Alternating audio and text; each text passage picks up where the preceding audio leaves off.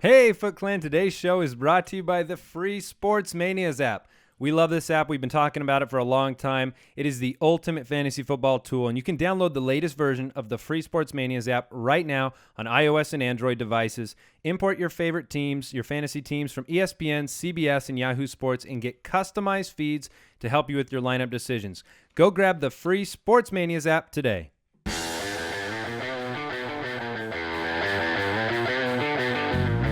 Welcome to the Fantasy Footballers Podcast with your hosts, Andy Holloway, Jason Moore, and Mike Wright.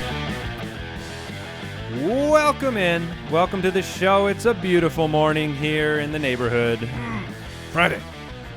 You got the Friday dance going on? Yeah, well, I mean, it's the last show of the week, which means the smorgasbord of Sunday morning football is nearly upon us. I saw your jukes there in your seat, and they looked a lot like Shady McCoy. Oh, thanks. Yeah. On a dime. Thanks, bro. I really like my water bet right now. Yeah, it's looking good. Wait, what was the water bet? Shady versus J Stu.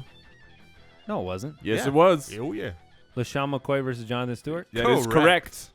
Who made that bet? You Me did. and you. I'm going to go audit this. Okay. Yeah, that's the bet we made.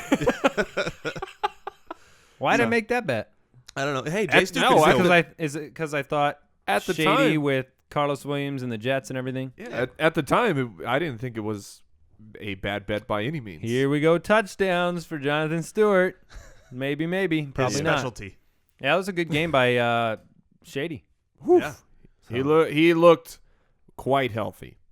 Quite. So, the most impressive run on the entire night was him picking up the first down. Did you see that play? It was like the Madden button. You're Oh, just yes, hitting yes. the jukes where he was 5 yards behind the line of scrimmage, running out right, juked about 6 guys, gets the first down. So welcome to the show. This is the Friday episode. November 13th is the date. We are the Fantasy Footballers. I'm Andy Holloway, joined by Jason Moore and Mike, the Fantasy Hitman himself. Oh!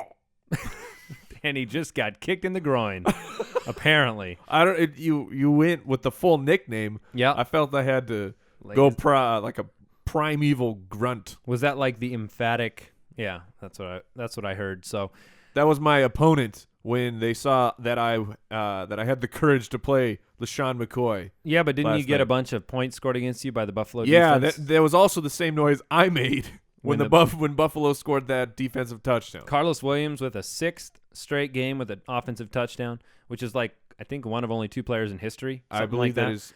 I believe he's the second Yeah. player to his first 6 games. Very impressive. We've got some news to fill you in on today, so you're all caught up in the fantasy world. We've got our injury report, so you know who we think is who's playing on Sunday morning. Some of the injured guys we've been talking about all week. The second half of our fantasy forecast, we got our daily dose segment where we'll give you some DFS advice, some FanDuel information, so you can win in those leagues this week, and we'll hit the mailbag as well. So we got a jam-packed show. So let's sit here quietly. No, Let's I get- just am. That's when I take the temperature of the room. Oh. I'm seeing what's going on. Jason's just kind of head bobbing. I was- I'm just waiting. I don't think he's here yet. Chomping. I don't see ready coffee. to get at it. I'm ready for the quick question. All right, well that's cool because you put 2 of them in there. I'm ready for the quick questions. All right, what do you do with Chris Ivory and Karlos Williams? Chris Ivory. Honestly, That had to be a good sign last night. Absolutely. Good run defense. Not to mention, sorry for himself. Zach Stacy broke his ankle last night.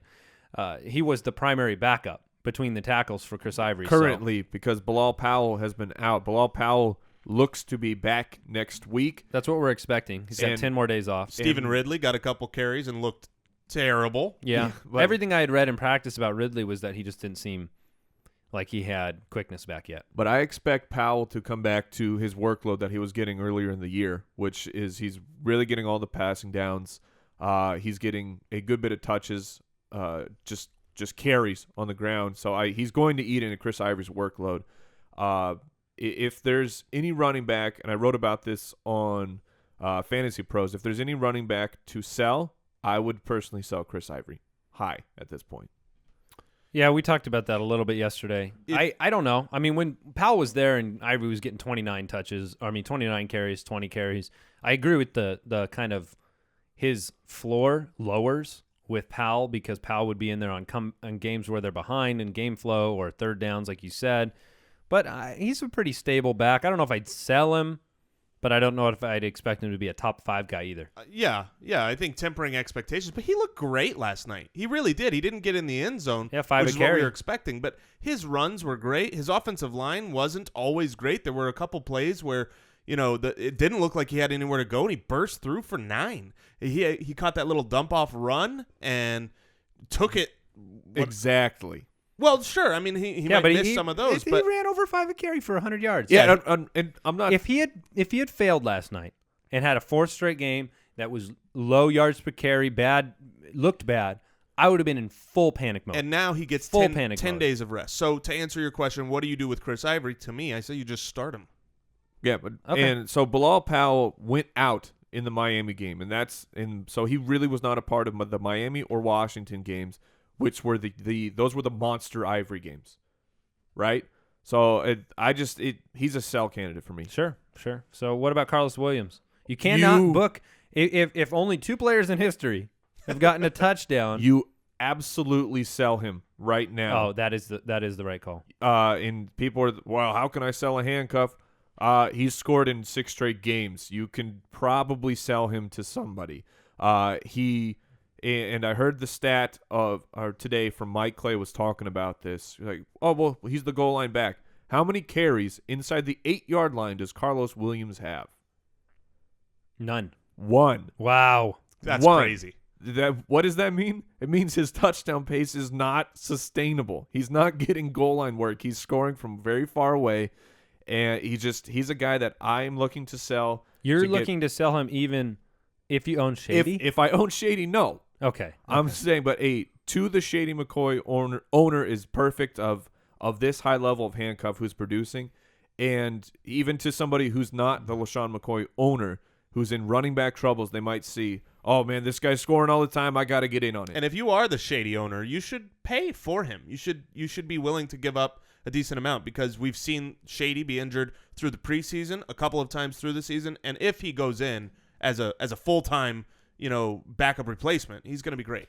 If there's one thing we've seen over the last 3 weeks, and I talked to somebody who wrote a question in, and they had lost like Foster, Bell, Lewis in successive weeks. If there's one thing we know, guys can go out and you're getting close to trade deadlines and you're getting towards the playoffs. Acquiring your handcuff is pretty crucial right now. I, as an Ivory owner, will be looking to probably pick up Bilal Powell next week. And I could have picked him up this week just to be ready for it, but I'm not too worried about being able to get him. But I want that insurance because I might not be able to get another guy, and I'll be rolling out either – he's not my favorite guy to roll out if Ivory was out, but at least you have somebody that's a starter, get you some baseline of points. So let's go ahead and get you caught up with what's going on. News and notes from around the league. Okay, let's go ahead and go through the news and notes. Is there anything huge that has stuck out to you that's not injury related? That is not injury related? Well, because we're going to get into the in and out section of the injury report, and we can go over some of those things there. But is there anything that's taken place that that's not injury news? The only thing that I think was something that of note that was not injury related is the Washington Post does not expect Washington to re-sign Alfred Morris, and this is just a note for those in Dynasty or Keeper with that. I would think that Matt Jones is in line to get the opportunity next year, assuming that Morris is not re-signed. So maybe he's a guy you can get kind of cheap because people are souring on him right now. Wouldn't it stand to reason then that he's the guy that's going to get the workload the rest of the season, good or bad, because they want to? No, not necessarily. Sometimes we've seen teams do exactly what you're saying, but we've also seen teams where they just run a guy into the ground because they know he's not going to be there next year. Doesn't that normally happen if they produce? Yeah, it really depends on the production. But right now, who's producing there? Nobody. So it's not like, well, put Matt Jones in, see what he's got. It's rest him up for next year, maybe. Unless you're talking about a fumble contest, in which case Matt Jones is really winning. good. Yeah, he's going really away good. with it. So the rookies, they can't hold the this ball. Year cannot hold the ball Abdullah, at all. Gordon, David Johnson, Matt Jones. It's like they get here and they're surprised at the fury of NFL defensive players.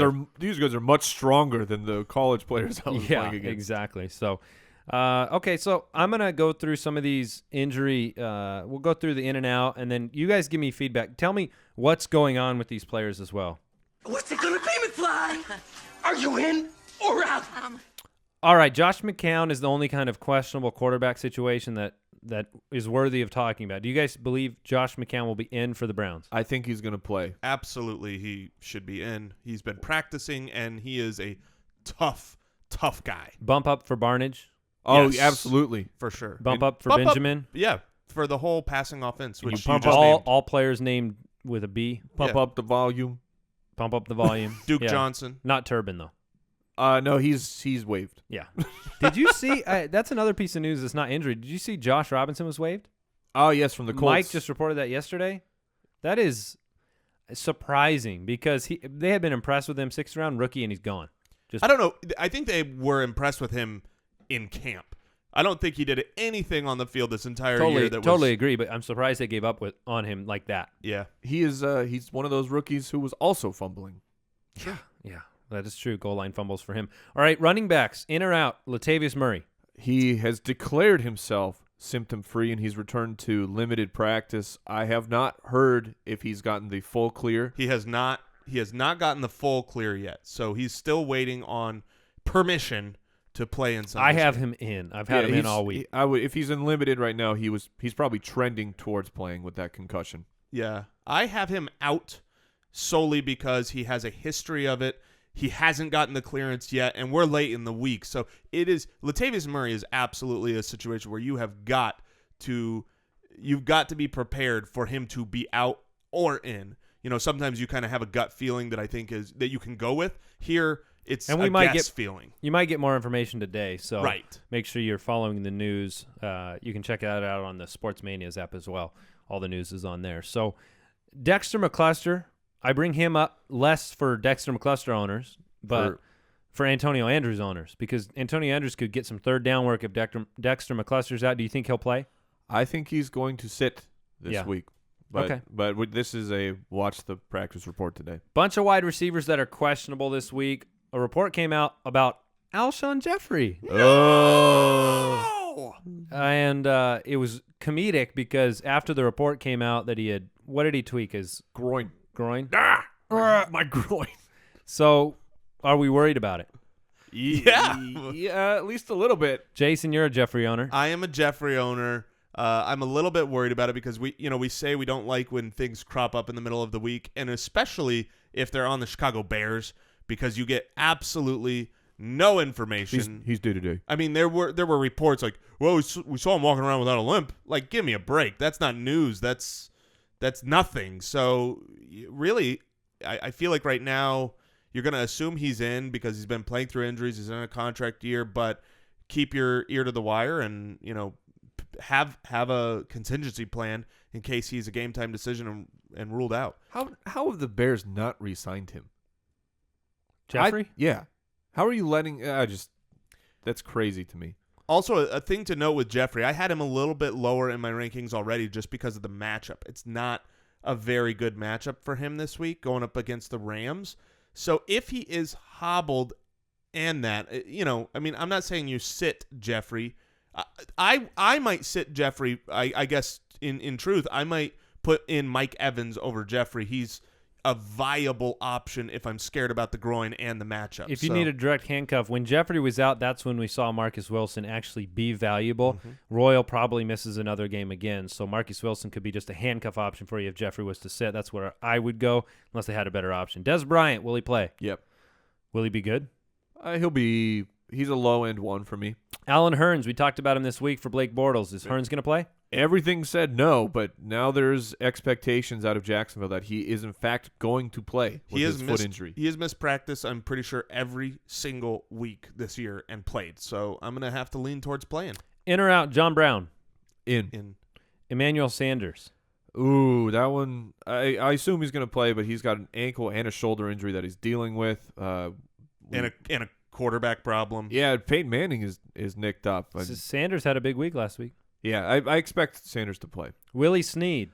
Has not practiced at all this week yet, so that's not the greatest. He has a delightful matchup against Washington this week. I assume he's going to practice today, but keep your eye out for that. Vincent, If he doesn't practice today, then there's some serious doubt. yes. Vincent Jackson, Out. Probably out. Kendall Wright. Out. Yep. All right, tight ends, Austin Seferian-Jenkins. Yeah, there was a note about him that he's still not cleared. He's been practicing. He doesn't understand why. He's practicing for 2 weeks, and he's still not been cleared to play. So I guess out, but I don't understand what's going on over there. Nobody does. Jordan Cameron? I've actually not heard an update on Cameron lately. Has he been playing? No, well, let's. I'm just curious. I didn't see him last game. As in all year. Yeah. He was limited at practice with a hamstring. It seems like he'll play. Larry Donnell? That got that neck problem, man. Says out. I'm Yeah. thinking out. Yeah. You don't mess around with a neck. All right, any other news and notes worthy of discussing here before we move on? Nope. Got a lot to cover. I think we got everything else there. So before we move on, I want to remind everybody about the free Sports Manias app. It's one of our very favorite apps. Let me tell you one of the things I love about it. I can load in all of my fantasy teams and the football teams that I'm want to know about, right? Like Arizona. I'm a huge Cardinal fan. I have a dedicated feed to the Arizona Cardinals for regular news. I don't have to open up some other app to get Arizona Cardinal news and then open up a fantasy app to get fantasy news. I've got all my teams loaded up in the feed, and I just click between them. The Cardinals, my team, the Big Red Rage. I don't think I've ever said the name of my team on that. Yeah. The Big Red Rage is on there, and I can just click through, see the latest news. I don't miss anything. We're talking about the latest articles. You got videos on there, rumors about what's going on. And we always say this on the show, having good information is how you win your fantasy league after the draft. You need good information so you can react quickly. That's part of why you're listening to the show right now. And so a good tool for you, a fantasy football tool, is the Sports Manias app. They turn players into champions. That's what we hope we do too. All three of us use the app personally, so we do recommend it. Go get it. Yeah, and they just released, too, an entire set of fantasy football emojis so you can trash talk your friends. So just an added feature on there as well. So go to the iOS App Store, go to your Android Google Play Store, grab the free Sports Manias app. You won't regret it. It's completely free. It's just a good tool for you to have. So let's go ahead and move it on. Let's talk about the games this week. Fantasy Forecast. All right, guys. I haven't declared my almost upset of the week yet. Ooh, is it coming? What was my one last week? I don't know. Oh, it was the Rams-Vikings. And that one went down to a last-second field goal. that was an That was almost. the definition of almost, right? That was a good almost. Nailed upset. it. Although I did make a bet. I bet, and we're going to pay out the water bets, by the way. Oh, we got to yeah, do we that have today, to do hopefully. that. I made a bet with Jason, and I should have gone with that one, but the 49er game. Ooh. The Falcons-49ers, and I won that one. Yeah. So I don't know how I did. Darn it. Me and Blaine Gabbert have no clue how that happened, but Oh, Blaine Gabbert knows because he's a professional quarterback. all right, the Dolphins head into Philadelphia and take on the Eagles, who are favored in this game. High scoring. What am I saying here? Vegas spread. High line. Yeah. No, yeah. high over-under. High over under. 49 points in this game. Tannehill Bradford. I like Bradford as one of those streaming options. He was kind of my second option on the streaming list. Yeah, it's not too bad. Not too bad. He looked like to me. It's about Jordan Matthews. That's why the passing game has been struggling. He was kind of the number one. There's really no other number one on the team. It had to be Matthews, and just with all those drops and the mental mistakes, it's been horrific for Matthews. And last week, with making tough catches, I think that could give him the confidence to help him out in the stretch run. So I like Matthews in this game, which so facto means that Bradford is okay. Yeah, Bradford scored way more fantasy points when his receivers have caught the ball compared to when they did not. That is a true statement. So DeMarco Murray, what are our feelings about him this game, rest of season? He's an RB1, and I think that's in both. I think that's in this game and rest of season. His usage is great. Because of the offense of Philly, you kind of have to pick your poison with certain things, and they use him a lot in the passing game. He gets a screen or two that busts for a decent gain each game, and he's got a nose for the end zone. So he's a fine play. He's not going to be your Todd Gurley, but he is as solid as your middling RB1s that you can find. Well, consensus-wise, we have him at number 2 this week. So we have Gurley as the far and away number 1. Our number 2 is DeMarco Murray. We have Peterson 3, Ingram 4, McFadden 5 this week as a show. So we like DeMarco Murray quite a bit. Well, Miami is 31st in giving him yards. So and the workload is there for him. And, yes. And people are still skewed at the beginning of the year when Murray just couldn't get it together. That's fixed. He's had over 20 fantasy points 3 out of his last 4 games. So Murray is a fine, solid guy. Okay, so let's talk about the other side of the ball at the running back position. Lamar Miller has put up 2 huge weeks out of the past 3. What do we make of his the Eagles' defense is pretty good. It's in Philadelphia. Jay Ajayi's getting a few more carries. I don't know if that matters yet. But Lamar Miller, what is your take on him? He's a 1 this week? I would put him in a low 1. I would temper your expectations. I think the Eagles are very solid defense, and they're very opportunistic at getting the turnovers, which if and Tannehill is kind of a turnover-friendly quarterback right this season, which would not be a great thing for game flow for Lamar. Yeah, I have him at 17 this week. You guys both have him at 8, so he comes in at 11 on our consensus rankings. That is just behind guys like LeGarrette Blount and Jonathan Stewart, just ahead of Charkandrick West and Chris Ivory from last night, who had a okay game. One of the things that's helped Lamar Miller a lot, so obviously his usage has changed dramatically with the coaching change, and he's been good with that. But the nice thing is that he is game flow proof at this point. He caught 7 balls for almost 100 yards last year just in the air. Last week. Last week. 5 the week before. So he is fully involved in the passing game. He's been fully used in the running game. So that's where we've got him 8. I agree. Even seeing yours at 17, this is a tough matchup. This is a matchup that could prove that Lamar Miller hits his floor. But I think his floor is really high because he's going to get usage and he's going to catch the ball. So he's a safe play to me, but I don't expect a great big blow-up week the way that we've seen 2 out of his last 3. Okay, let's go ahead and talk about wide receivers here. Mike mentioned Jordan Matthews. I heard him on the radio yesterday talking about the fact that Matthews is a target for him in trades right now because you could buy him low. He hasn't performed up to par, but he still has the potential, right? In this offense, we saw it a little bit last week. It took him an extra quarter, but he got a big touchdown. What are your feelings on him? On Matthews? Yeah, is that just the basic summary of that? Yeah, I mean, I like him going forward, and he is a cheaper target that I would try to acquire for the stretch run. Okay. Yeah, I completely agree. His targets have been there. His catches have been pretty decent. I mean, he's got 1, 2, 3, 4, 5 games in this short season already that are over 6 catches. So he just needs to catch all of them, or at least all of the catchable ones, and he'll go to that 8-9 range where you're bumping up into real wide receiver 2 numbers as a floor. And then if he gets in the end and how zone, do you feel about Ajayi coming in to take some of that Lamar Miller workload? I am not very worried about it in the sense that if you actually, I've had Lamar Miller and he was kind of one of my hot picks before the season. So I've watched him very closely. They used Jonas Gray a lot. And so here's what I see as the difference really is that I don't expect Jonas Gray? Yeah. Yeah. Jonas Gray. They cut him now, but they were using him. Sorry. They were using him quite a bit, even after the coaching change, because they didn't. Even though they're just running the ball more. It's not like, hey, let's give it to Lamar more. It's we need a running game, and they were using Jonas Gray quite a bit. I expect Ajayi to come into that role, but he's going to be better at it. And so maybe by the end of the season, he grows more. But I think they're comfortable with him. Ajayi, for now, he's not a guy that you can play. But if you're a Lamar Miller owner, you have to have him on your team. Okay, let's move on to the Saints and the Redskins. Well, let me ask real quick. Let me go back and just ask you about Zach Ertz because I'm curious what your thoughts are. He can't get into the end zone right now, but he is getting targeted. So where do you have Ertz? Would you start him? Yes. Yeah, I would start him. Okay. Yeah, I've got him at 10. I think Ertz the highest. Or Richard Rodgers? I like Richard Rodgers this week. Julius Thomas or Ertz? I'll go Ertz. Okay.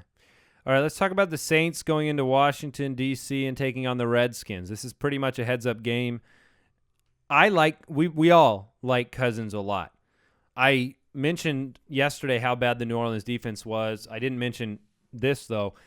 The difference, New Orleans is the very worst pass defense in terms of expected points against them. And the difference between them and the second to last team, which is Tennessee, is so big that the difference between Tennessee and Arizona, it's the same difference between those two. Arizona's a very good pass D. So what I'm saying is they are so bad, and they are so bad in excess, right? Like they're just on another stratosphere right now. I thought you were going with like a Yo Mama joke. No. They are so bad. How bad are they? I don't have one. You know, that stat and just the truth of how bad they've been has really made Jordan Reed a struggle for me in a lot of questions, because this is a week where a lot of teams who have Jordan Reed have another good option. You've got Tyler Eifert. Maybe you've got Gronk or Greg Olsen. And so Jordan Reed isn't your starting tight end, and you are now putting Jordan Reed against other decent wide receiver options. And in a game like this, against that porous defense where you've got a guy catching a lot of balls, he is an actual legitimate flex play, even though he's a tight end. I agree. Jordan Reed is the number one target. Over the last 2 weeks since he's been back, he is the number one target for Kirk Cousins. And do you see that changing a little bit, though, when you have Deshaun Jackson lining up across Garcon and you have more – I mean, they said they needed to get D-Jax more involved. That was one of the things they said this week. Garcon's already – he's got a baseline of 4 to 6 catches every game, even though he hasn't been doing a ton with them. Don't you think that is going to come out of the Jordan Reed, quota? No. I think that D-Jax will get a couple deep targets, but Jordan Reed he kind of does everything for that team, and he really makes the passing game go for Kirk Cousins. And with the amount of points that the Saints can put up, I think there's going to be just a high volume of throwing overall for both quarterbacks. It's interesting because the first game with Deshaun Jackson back, he only had 3 catches last week. Reed did. So it's something I want to monitor. I'm not going to extrapolate one game. But he only had 3 catches compared to 11 the game before. That's exactly why I say I'm having a hard time deciding between him and some other guys, because I could see him. Well, let me just ask this: flex Jordan Reed or Deshaun Jackson? Jordan Reed. I would go Jordan Reed. Okay. However, I think if you're going boom, Deshaun Jackson has a very high upside. That's all he can do. Matchup. When he does well, he booms. All right, Willie Snead, we talked about him. His injury. He may or may not play. We don't know yet. So if he is out, does that put Colston into the wide receiver 3 category? Would you start Colston? Breeze has been cruising. If Snead is out, maybe. Yeah. What do you think, Jason? It puts him in flex consideration. Yeah, I mean, Colston has had a couple good games this year where he's actually looked a little bit younger. He's not great, but if Snead is out, Drew Brees has caught fire. If Snead is out, though, the guy that it bumps up the most to me is Benjamin Watson.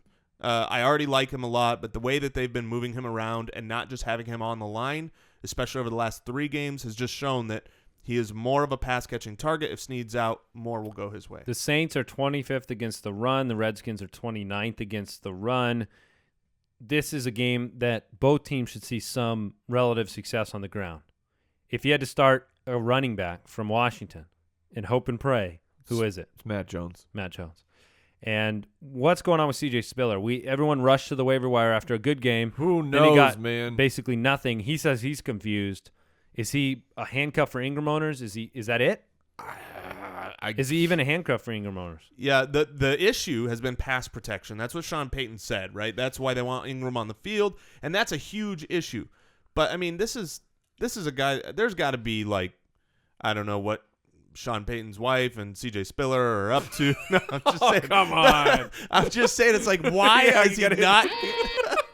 Why is he not getting used? There has to be something behind the scenes. Slanderous. Can we leave him on an island with this one? I let the panic button play all the way out on that one. Interesting perspective from Jason. That's a scalding take. I'm going to just go with the pass protection reason.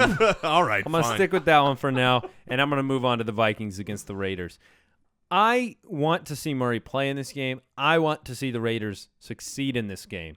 This is a very winnable game to me, where they've played well enough. Okay, the Raiders are 8th against the run this season. They haven't been good against the pass, but it's not like the Vikings are lighting it up on offense, okay?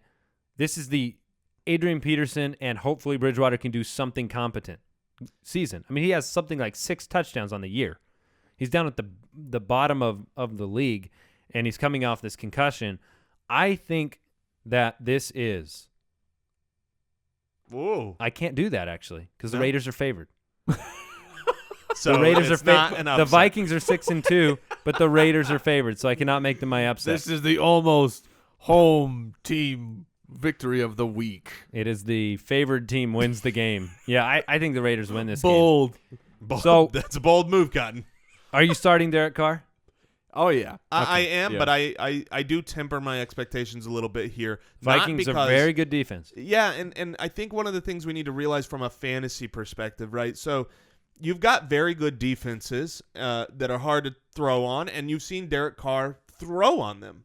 But the difference between their defense and the Vikings defense is actually the Vikings offense. The Vikings have low-scoring games every game, and it's not just because of their defense. It's because they've got Adrian Peterson. They've got a very slow, methodical offense that winds games down quickly and keeps teams on the field, and the points go fewer. And so in those type of matchups, the over-under is 44, and I would definitely take the under on this game just because it's the Vikings and what they've been doing this year. That style is a style that I think could hurt fantasy production in this game. And to examine the numbers of the Vikings, here is who they have played.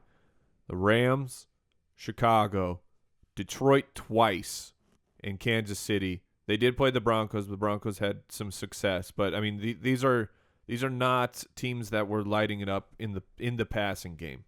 Yeah, the Vikings are enigmatic to me because they have this great record, but there hasn't been a game that they've played where I've said the Vikings went out and just took control from beginning to end. Even in they win, they end up winning these games, but I don't know what we really have in them yet. Right. Well, we just think about the last time that the Vikings went down to the Bay Area.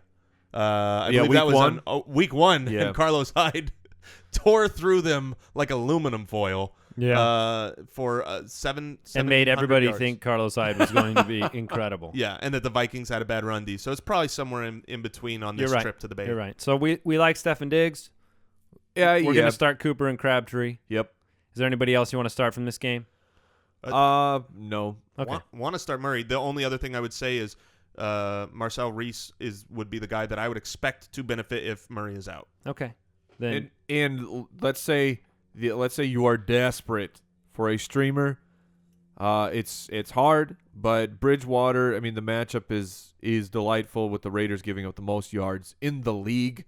So he's a possibility if there's really nothing else. he's a 3-quarterback league streamer. Sure. He's at the bottom of the barrel for me. I don't know if I'm trying to think of somebody else that I'd rather. Nick Foles. Yeah, when I see that, They're at home at least. when I see that passing, I'd rather start Foles probably. passing defense. What? Yeah, against the Bears at home. Yeah, I'll take Foles over Bridgewater. Let's do it. Oh yeah. Did we just make a Bridgewater? Water bet. There's no winner in this bet. There are certain players when you make when you mention their names, like, and you have you just have to bet it because it's too entertaining. So I just bet with. You just took Nick Foles on the side of a water bet. Amazing. Yeah, And- here's hoping he gets some dump passes to Todd Gurley. Yeah, well that is amazing. Yeah, That's fine. For me, I'm not on either this of is those. fine. I'm not on either of those bandwagons, but hopefully it comes out good. Chiefs for one of you. Broncos. We are going to talk Chiefs Broncos, but you guys are going to bear with me because I need to see something real quick. I just want to know on the season from an average perspective, who's actually winning that battle? Oh, Bridgewater versus Foles. Yeah.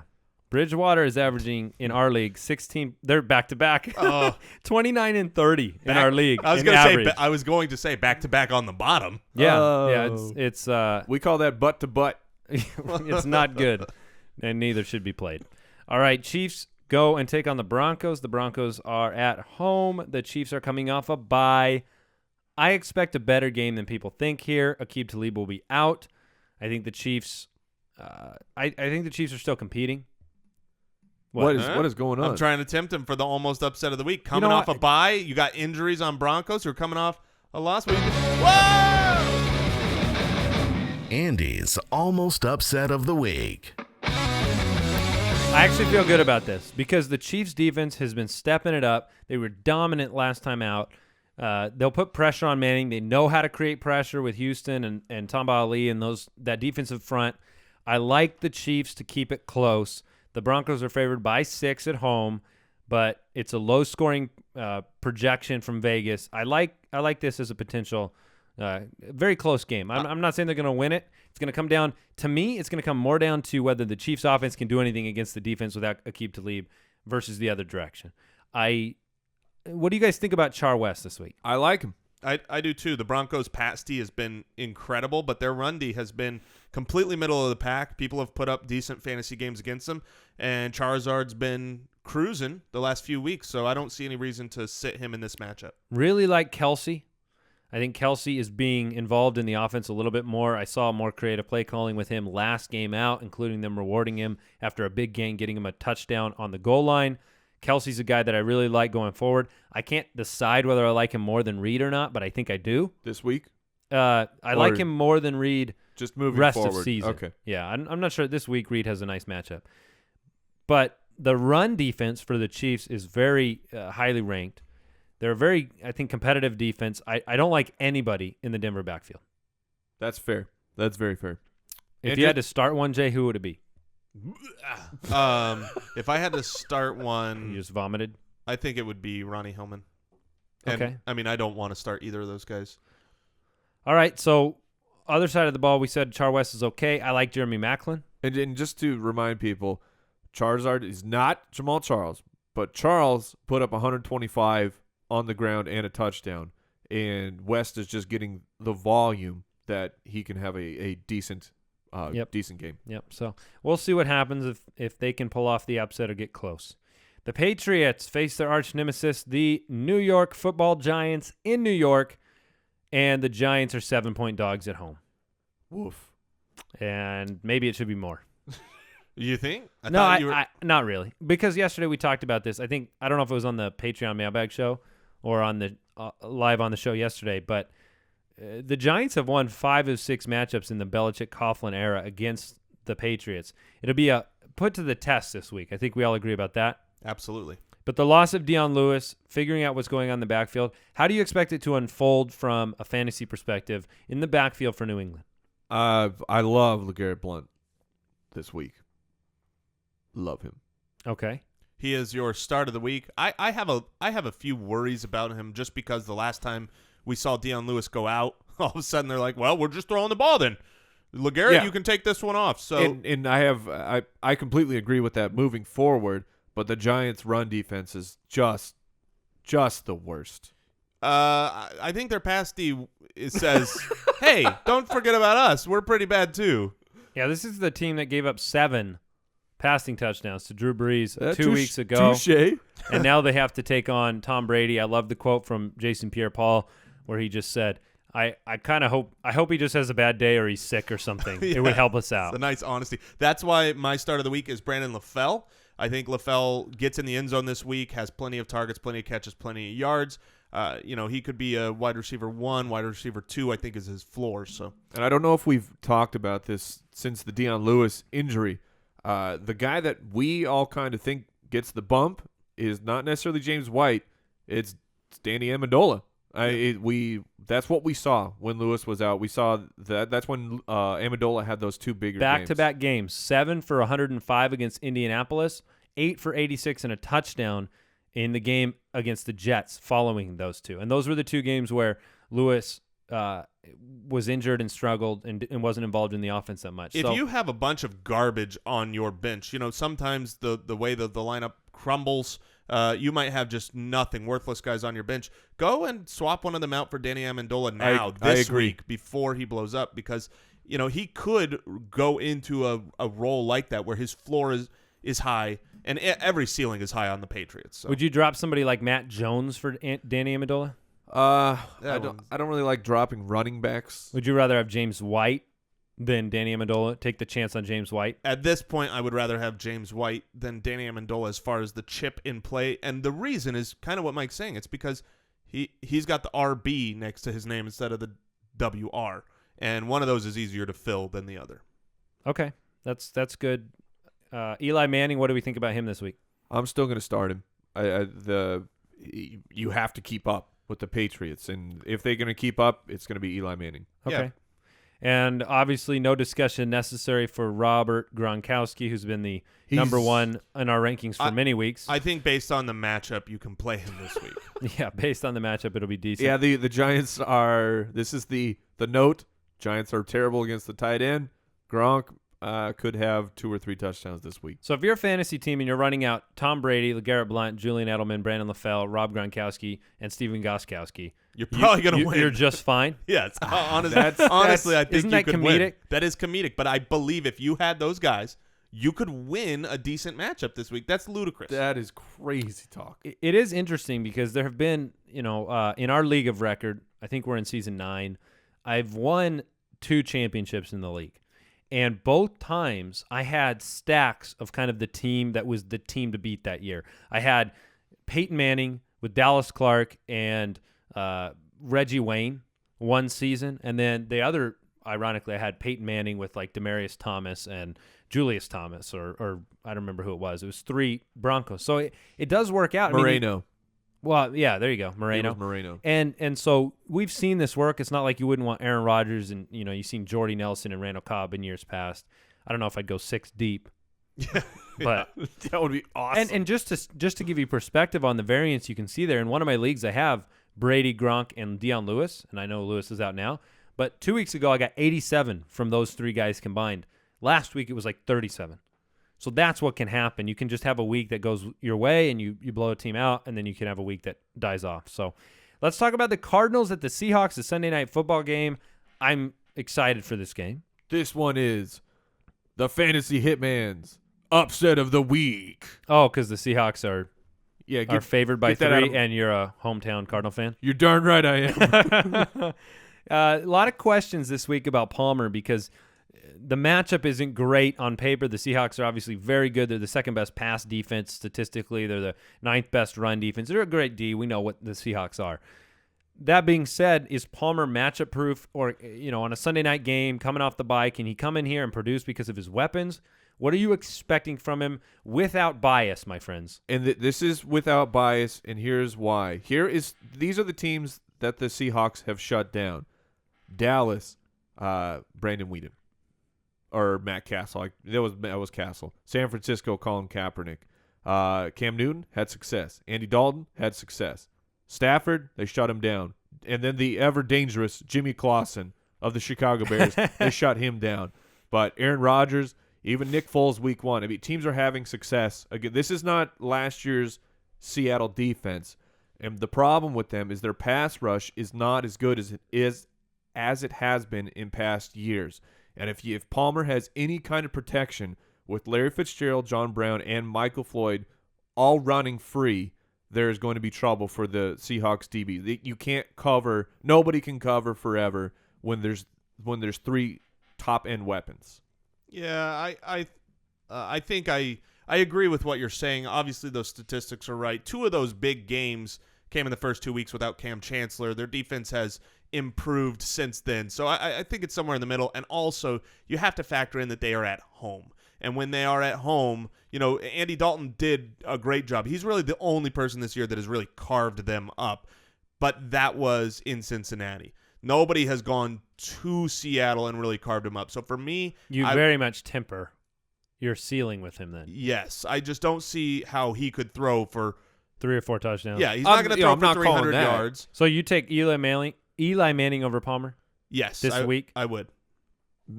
I think that's how I have it ranked. Okay. And honestly, so the question for me, the biggest question is, do I play Palmer in my high stakes league, or do I stream Kirk Cousins? Whew. Whew. Yeah, that is difficult. I am fine with you streaming Cousins. I think if you're looking for the higher play, that's going to be Kirk Cousins. He has a higher ceiling this week than and I would agree with that. Yeah.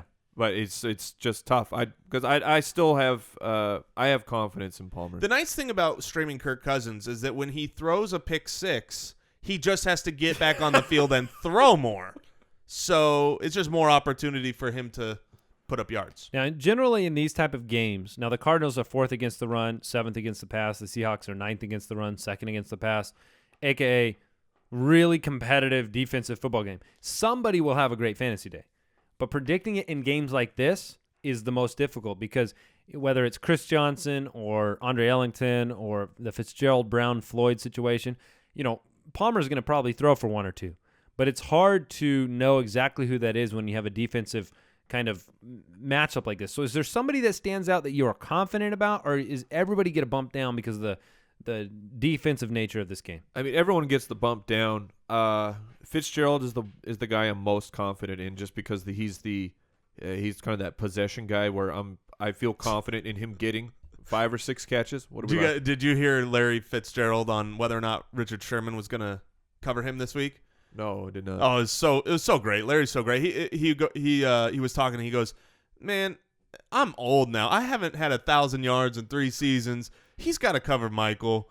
He's young. He's good." He's like, "I just really hope he's on Michael." It's like, that's great. That is pretty good. I'm old now. That's great. Yeah. Please don't cover Larry. Don't cover him. But that is the problem. You just don't know where he's going to be guarded. And the truth is, this year, like other years, quarterbacks just haven't thrown at Richard Sherman that much. So it's not even whether or not he's the reason to shut him, that he's shutting Larry down. For me, I don't want to pick a guy, and I take a bump down on just about everybody in this game. The only guy that I think is an absolute fine play, but not that great, but I would start him if he's in my roster, is probably Marshawn Lynch. What about Jimmy Graham? Yeah, he's another one of those. He could have a great game, right? But it could be Lockett instead, or it could be Doug Baldwin instead. Sure, we just don't know. All right, we got to get to the Monday night game and then our Daily Dose segment today. The Texans are taking on the Bengals on Monday Night Football. The Bengals are heavy favorites. They're at home. Clearly, 8-0, playing well in prime time, getting a lot more attention than they had been getting earlier in the year. How do we think this game shakes out? I mean, you're starting DeAndre Hopkins, obviously, but he might be the only guy you actually roll out on the entire Texans team. Yeah. So, I mean, Alfred Blue. I have him on my bench in a league. No, Yeah, I wouldn't roll him out here. Would you play him on your bench? I would play him on my bench. You'd put him in the bench spot? I want those bench points, for the fantasy tiebreakers. All point. I want that bitch point. And if you're going, I mean, we got Shorts in Washington. I think Shorts is going to play, which kind of caps that upside of. I still take Washington over Shorts. Of the nasty one. I do too. Yeah. If Washington he's in that, we always talk about this nebulous lump of receivers who could do well. He is definitely in there because the Texans could be getting boat raced and then just have to throw a bunch, so he garbage times his way into a decent wide receiver 3 day. Would you rather have Nate Washington or Marvin Jones in this game? Marvin Jones. Would you rather have Nate Washington or Mohamed Sanu in this game? Nate Washington. Give me nasty. Okay. And then, Mike, tell me how you're approaching the running backs position with Jeremy Hill and Gio Bernard and the ever swinging pendulum of excitement. Last week's effort against the Browns of the usage of Jeremy Hill was just a shot in the butt. Shot to the heart! Yeah, Bon Jovi nailed that one. So it's really hard to count on him. And let's say you have both these guys. Who do I start? It depends on what you need. Do you need 10 points? You go with Gio Bernard. Do you need 20 points? You go with Jeremy Hill. And that is so much of what makes lineup decisions not black and white, right? People can look at a ranking sheet and say, I like this guy more than that guy. But there are kind of facets within that. Who are you playing in your league? Are you going up against the worst team in the league and you need to just guarantee your baseline points and you know you'll get by them? Or are you going up against the juggernaut who's got Gurley running out there against the Bears at home? Oh, don't talk about that.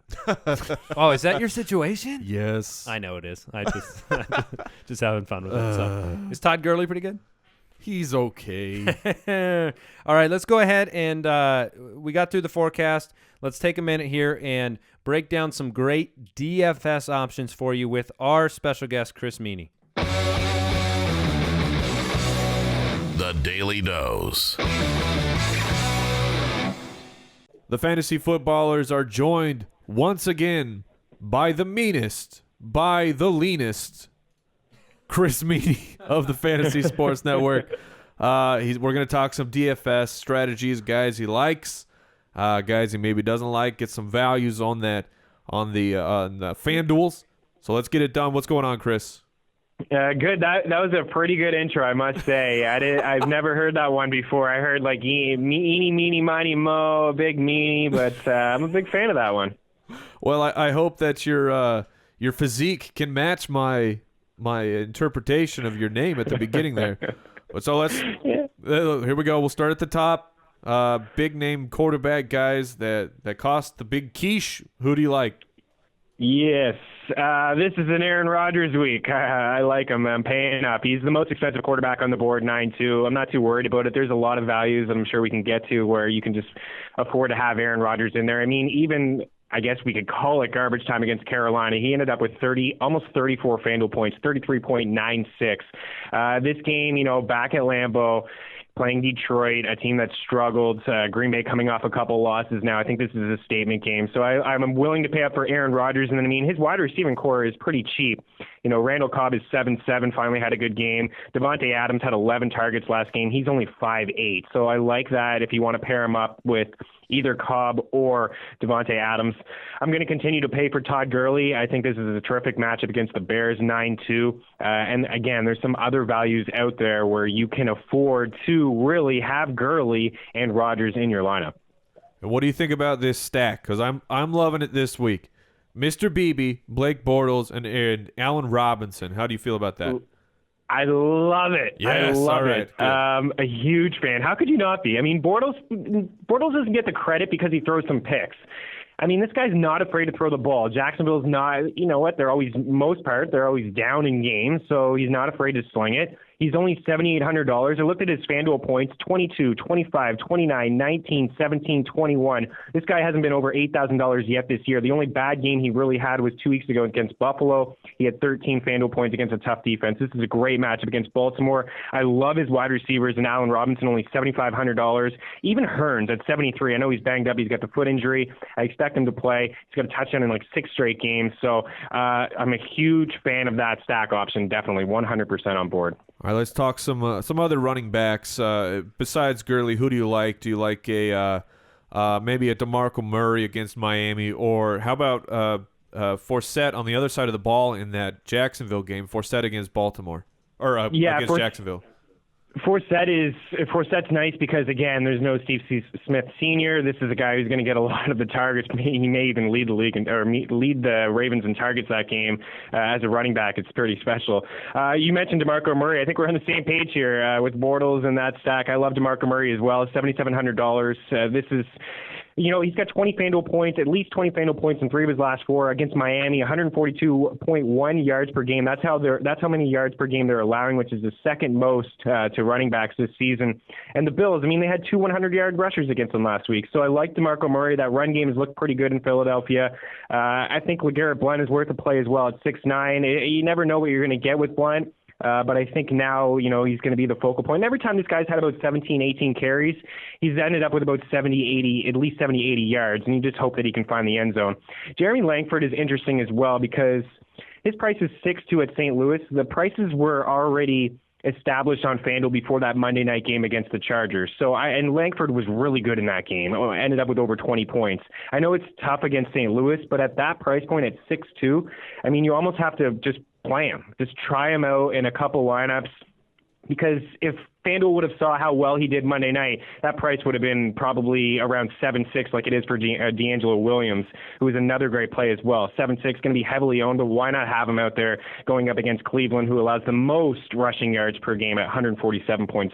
So those are a couple other backs that I do like as well. If you had to choose this week between LeGarrette Blount and James Starks, who would you go with? I would go Blount. I really would. Starks, I know that he's the starter now. McCarthy wants to roll him out, and Lacey has just looked awful. They're both $6,000 against Detroit. I do obviously like Starks more than Lacey, but I would roll out Blount more just because I'm just banking on maybe a heavier workload and New England putting up more points and just maybe a goal line touchdown from Blount. What kind of at the tight end position, what are you looking to do? The tight end position, I still don't mind Benjamin Watson at 5'5". I think that the Saints could have their way with that Washington secondary. I know Drew Brees is a different quarterback on the road. I like Delaney Walker. We saw last week, Delaney Walker is a big, with no Kendall Wright, he's a big part of that offense, for Mariota to throw the ball. Just Tyler Eifert to me is he's so nice to pass up. I mean, 6'2" is not. He's the third most expensive tight end on the board, but if you look at Gronk, he's 8,000. You look at Eifert, he's 62. I mean, the touchdowns have been there. He's just leading touchdowns. So Tyler Eifert is a guy for me that I'm willing to roll out there almost, every single week. A couple wideouts that are fairly cheap that maybe we can get to. Landry, I'd like at $7,000 against Philadelphia. Now, the corners in Philly and the safeties have been surprisingly pretty good this season, but Cole Beasley ate them up last week in the slot. Had 11 targets, 112 yards, 9 catches, 2 touchdowns. I think Jarvis Landry could do a little bit of damage in that Philadelphia game at $7,000. And I don't understand Michael Crabtree. Why is his price not changing? Finally, it's now in the $6,000 range. This is a guy I think that I've talked to you. I may have mentioned him to you guys almost every single week, and people are asking if I have a crush on him, and I may. The last 2 games, 24 targets, 14 catches, 200-plus yards, and 2 scores. It's a tougher matchup against Minnesota, but he continues to get it done every single week. Play Crabtree. I think that Andy is the one setting the price for Michael Crabtree because he hates him so much. Really? And you know what? I did too going into this year because I was a big believer in him in San I don't hate him anymore. I have eyeballs. I can see the field, but I mean, it just took a while. You mix Michael Crabtree's career with him being on the Raiders. You're telling me you saw good things? No, I agree. No, I did not see good things. And this is a guy that I also hated because there was so much upside with him in San Francisco. I always gave the benefit of the doubt to Colin Kaepernick. I said, these two can figure it out. Crabtree had issues obviously staying on the field, but you know what? Right now, Derek Carr looks phenomenal. And this is another guy that I would play too. I mean, $7,500. Again, a tougher matchup. He's only $7,000 last week against that Steelers defense. But again, $7,500, I wouldn't mind it at all. I mean, we were talking about New England. Brandon LaFell had 9 targets last week too. He's only $6,200, so he's a sneaky little play as well. That's fantastic work, as always, by Chris Meaney of the Fantasy Sports Network. How can people get a hold of you on the Twitters? Yeah, you can give me a tweet at Chris Meaney, Meaney. Getting a couple questions already this week, DFS, so I'll be happy to answer them. Hopefully I can help some people out. I know I told somebody called me a genius, and then I was like, listen, let's hold that talk for a little bit because I told somebody to play Robert Woods over Sammy Watkins, and that did not work. Whoops. Oh, it happens to the best of us. It happens. Yeah, it happens. So hopefully more right than wrong. But Ed, feel free. Anybody out there want to ask a DFS question or just a regular question, I'm always available. Thanks a lot. All right, Chris. We'll talk to you next week. All right. Thanks, guys, for having me. Enjoy the football. Thanks again to Chris Meaney for joining us every week. Good information, good insight into the DFS world. A lot going on, obviously, in the DFS kind of it's in everybody's public consciousness now with all of the different things going on. Did you guys have any brief thoughts about the New York situation? I mentioned yesterday that we're going to have a rep on to talk a little bit about that and get players informed about what's taking place. He's not able to come on today, so we'll have that early next week. But do you guys have any general quick thoughts? I mean, I'm sure people want to hear from us. What's going on? So here's the quick thoughts and the rundown. The Attorney General of New York sent a cease and desist letter to FanDuel and DraftKings. From what we know, FanDuel and DraftKings are both going to fight this because it was not a court order. You are forced to shut down. They're going to continue as normal, and it's a really polarizing thing because you have look at the sponsorships of FanDuel and DraftKings. They're everywhere. And I heard on my way into work today, the Nets are going to continue to advertise FanDuel. However, in the Jersey, Brooklyn. Yeah, Brooklyn, they're going to just keep advertising. But at Madison Square Garden, they are removing all DraftKings. So not even the teams can agree on what to do. I know there's a rally today going on in New York. I heard it was a good turnout in front of the Attorney General's office letting him know that people want to play. People want to play and worry about something else. Yeah, and this is kind of like let's be frank and honest. We live Like, guys like us get to do our jobs and provide this entertainment and this source of information for the Foot Clan because of companies like FanDuel and DraftKings. So if you want to show your support and sign the petitions that are online, I personally encourage that because I like to do what I do. And I think people have the right to play. I believe, and I'm going to verify it real quick, the URL for that petition is fantasysportsforall.com. That's where they're bringing people together. So anything you want to add, Jason, or should we close it out?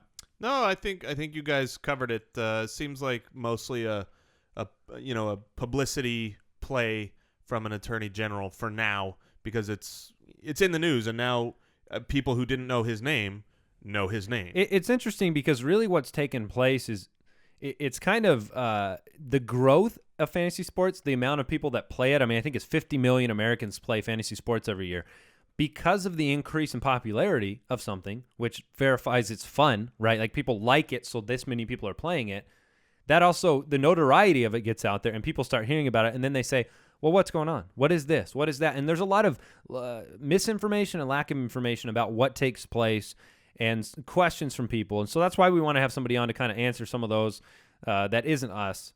But that's kind of where we're sitting with the whole thing going on. And there's a lot of wait and see taking place right now, right? Yep. So, okay, that does it for today's show. Thank you for listening to another week of the Fantasy Footballers Podcast. Check out our website, jointhefoot.com and thefantasyfootballers.com if you want to connect with us. Make some bets and download the Water Wheel app. Oh, yeah, pay those out.